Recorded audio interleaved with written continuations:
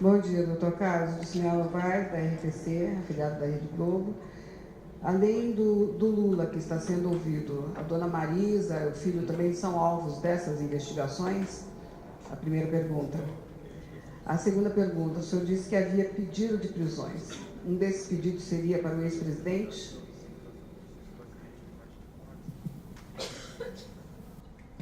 Em relação aos nomes, atualmente quem foi conduzido, aonde, eu vou deixar por um momento posterior. Eu acredito que a conveniência neste caso seja da Polícia Federal, porque eu não sei o estágio atual das conduções e das diligências ainda em andamento.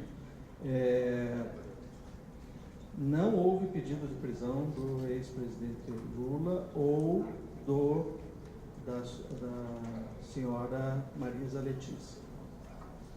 Então, eu tenho uma pergunta para fazer para o doutor Igor.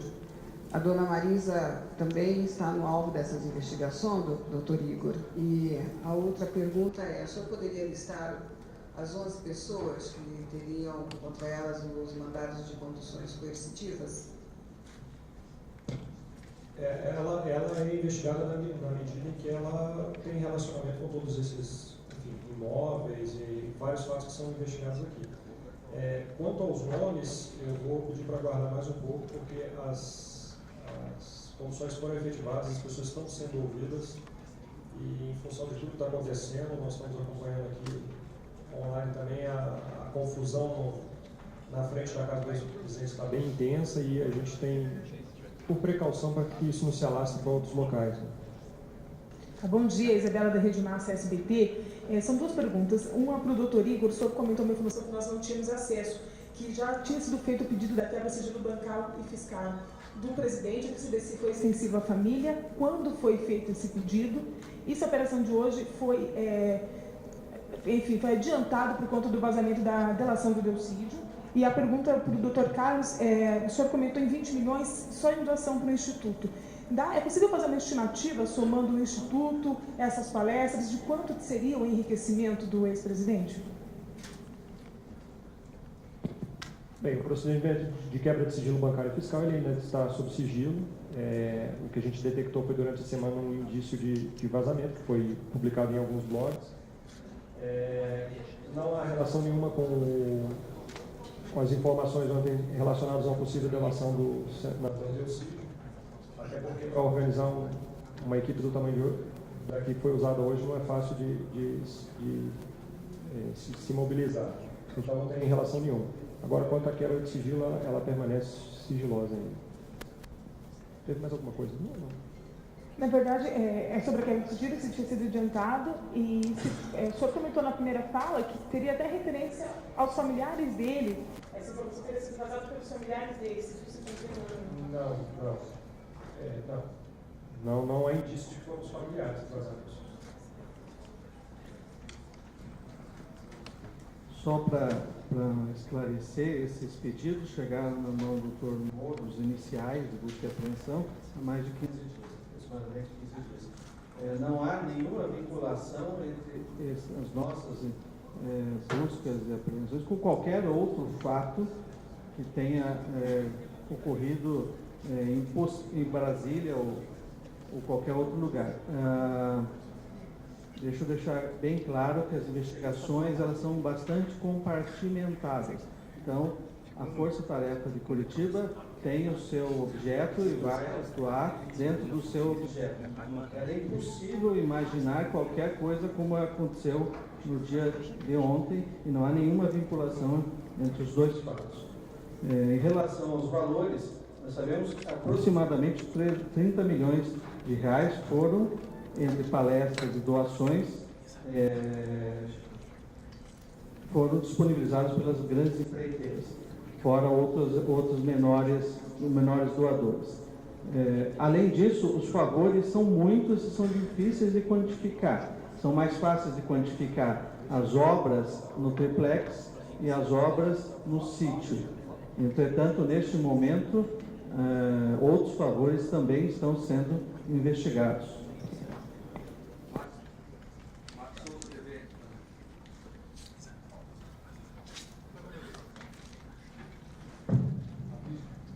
Marcos Souza, TV Record. Doutor Carlos, o senhor abriu a coletiva dizendo que é um grupo criminoso que tem um comando. Queria perguntar se já há indícios para dizer que o presidente Lula, o ex-presidente Lula, pode ser o líder desse grupo criminoso. E uma outra questão é, por mais que não tenha vinculação com as denúncias vazadas ontem pela revista Isto É, se essas novas denúncias em algum momento podem ser aproveitadas também na investigação contra o presidente Lula que está ocorrendo aqui em Curitiba.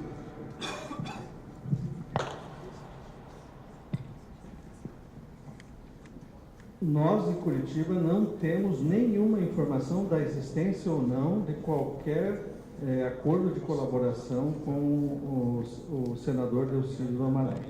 Então, nós não temos nem sequer ideia de que essas informações prestadas à revista, esse vazamento, porque esses vazamentos realmente estão prejudicando as investigações,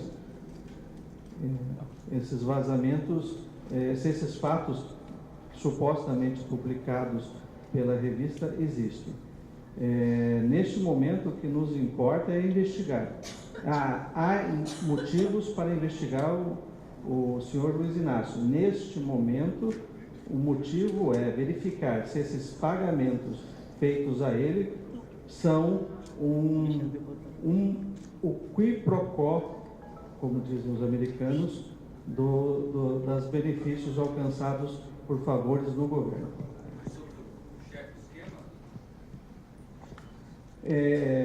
Certamente o governo do ex-presidente foi o maior beneficiário por esse esquema, porque esse é um esquema de compra de apoio político partidário. Entretanto, se ele conhecia as vantagens indevidas pagas e se ele recebeu vantagens indevidas, nós estamos ainda em investigação. Deixa eu só acrescentar uma questão com relação a isso. Nós somos frequentemente demandados a respeito de informações sobre delações que estão sendo firmadas em instâncias superiores, detalhes sobre investigação lá. Deixar bem claro que essas informações elas são sempre bem compartimentadas.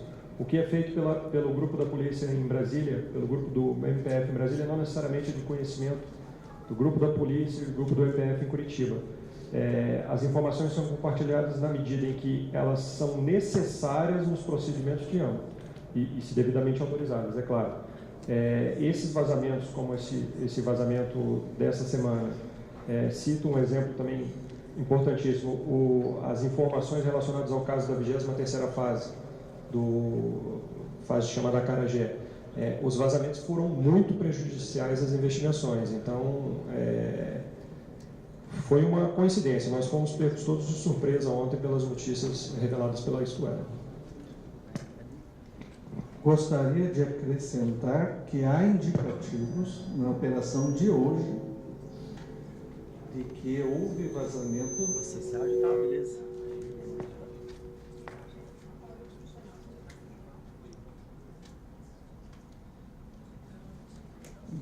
Há indicativos de que houve o vazamento de informações e nós vamos investigar isso profundamente, porque esses vazamentos prejudicam, provas são destruídas e todos aqueles que tiverem atividade de obstrução à justiça serão presos e processados. O inquérito já foi aberto? Ainda não chegou a ter tempo para essas últimas informações, realmente. O Lula tentou atrapalhar as investigações? Não há nenhum indicativo disso neste momento. Eu tenho mais uma pergunta para fazer, depois vou passar para os colegas. O doutor Roberto disse no início dessa entrevista coletiva de que as empresas, também ligadas aos filhos do Lula, estão na investigação da Receita. Mas eu queria saber também, no âmbito da Polícia Federal e do Ministério Público Federal, qual é o foco da investigação relacionado aos filhos de Lula?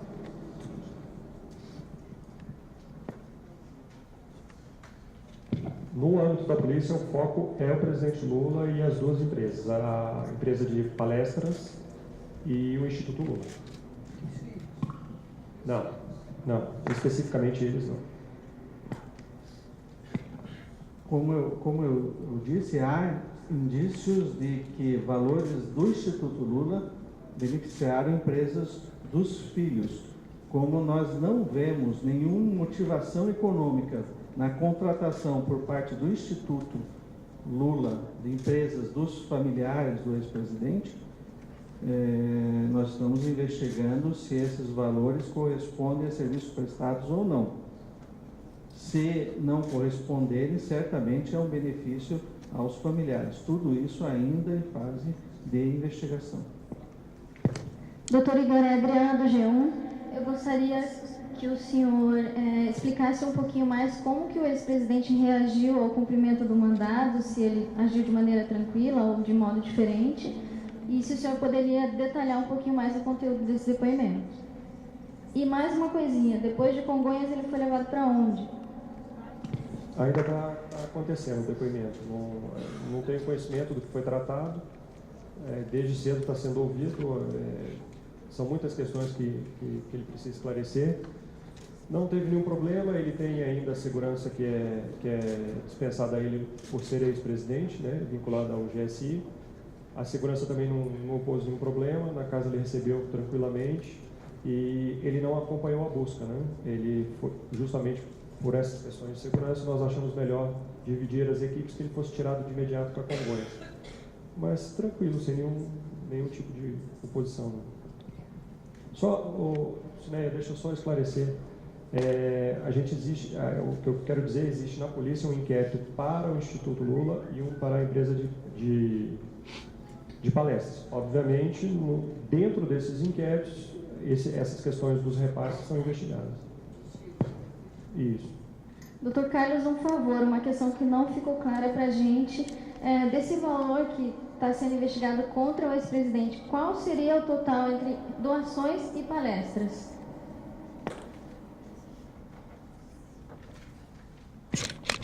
R$20 milhões aproximadamente em doações e mais aproximadamente 10 milhões em palestras. Kelly, da Gazeta do Povo. Eu queria saber há quanto tempo o ex-presidente já é investigado na Operação Lava Jato até que fosse deflagrada a operação de hoje. Nós investigamos fatos. Os fatos envolvendo o ex-presidente são de conhecimento há algum tempo. Aliás, me parece que boa parte deles são notícias até antigas de reportagens. Não nos cabe nesse momento fazer nenhuma consideração de quanto tempo nós estamos investigando. Agora, realmente, há muito pouco fato novo que não seja do conhecimento da imprensa e tenha sido divulgado nos últimos meses.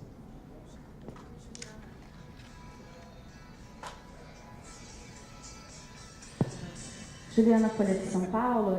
Queria perguntar para o Dr. Carlos Fernando, a nota do Ministério Público é bastante dura em relação a como o Lula teria esse envolvimento. Por que o Ministério Público não pediu a prisão? Foi feito só o mandado de condução coercitiva.